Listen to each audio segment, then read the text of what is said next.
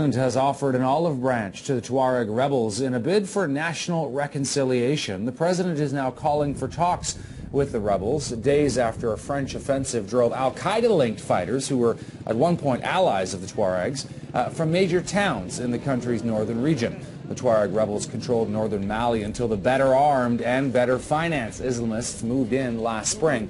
As for France, it is now gradually due to transfer the military mission over to a United Nations mandated force of about 8,000 soldiers. This force is going to attempt to secure various northern towns, Timbuktu, Gao, and others, and pursue militants into their hideouts. Now, the rebels have been run out of the cities, but where did they go? Now, that's the big question. To help us answer that, we are joined from Washington by Dawit Giorgis. He is a visiting fellow at the Foundation for the Defense of Democracies and a former senior official of the government of Ethiopia. So, Mr. Giorgis, where have the rebels gone? The rebels could have gone anywhere.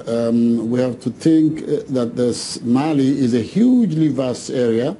And what we have just achieved now is only liberating the small cities.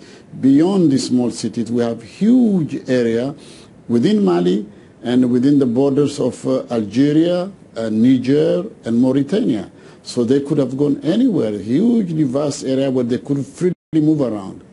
Yeah, because of course we know that once they fade from the cities and the towns, they can go to the mountains, they can go to Niger, Mauritania, Algeria, places you mentioned. How concerned are you that these rebels could sort of destabilize the entire Sahel region?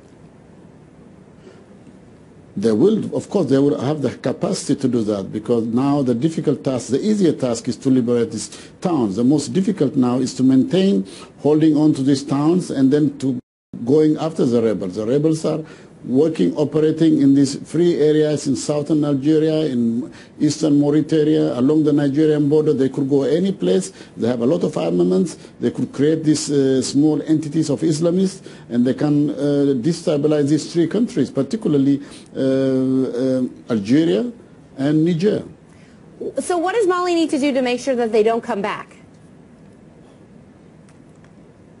They will come back, definitely, because they have not been destroyed completely. They have only been chased out of the towns. They will come back.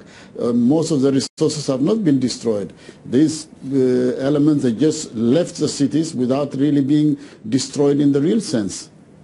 What do you make, Mr. Giorgis, of France's role in all of this? You know, the French Prime Minister, François Hollande, and France's Defense Minister as well are saying, you know, mission accomplished. We have done what we set out to do. Now it's time to transfer this mission over to African troops. What is your take on that?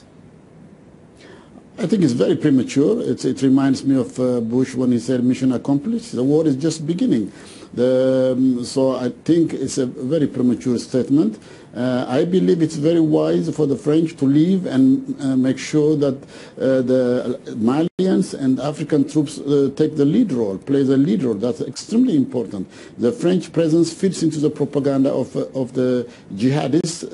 So I think they should play a very low profile, provide the necessary support, logistic support, training, arms from behind, and ensure, give the capacity to the Malian troops and the African troops. That is the wisest policy that France could take at this moment. And Mr. Giorgis, we're learning that Mali's planning on having elections in July. So how could that affect everything that's going on in that country?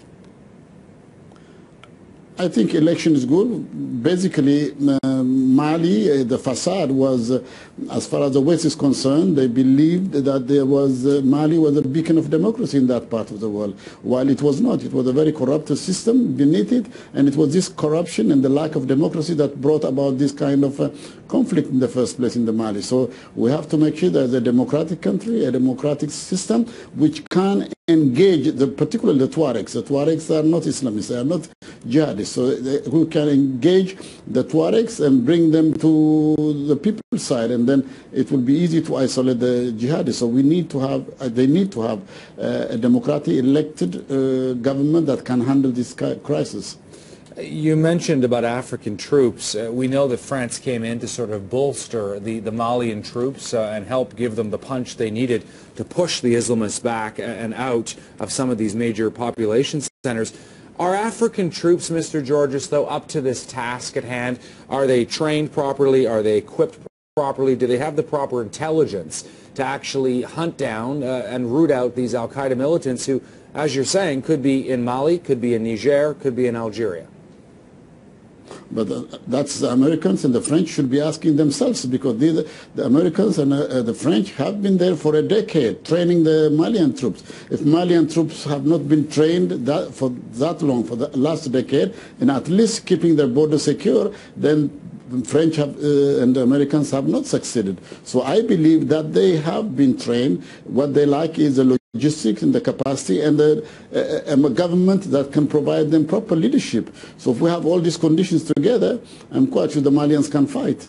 You said to me that you are sure that the rebels will come back. So where do you think we are in this conflict, given that? The beginning, the middle, or the end?